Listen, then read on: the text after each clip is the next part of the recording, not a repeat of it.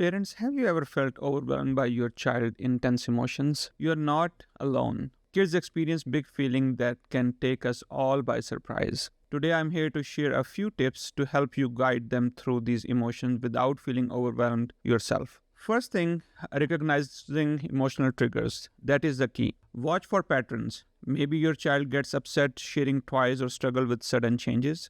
By spotting these moments, you can help calm them before things get too intense. Next, model calm response. When you react calmly, you show them that it's okay to have big feelings and it is possible to handle them in a safe way.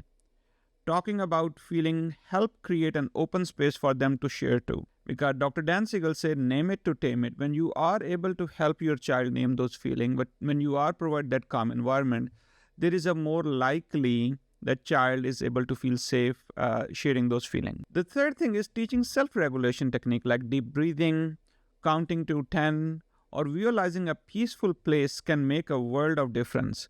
Small tools like these gives kids a way to handle their emotions right when they need it. Try a simple feeling check in each day.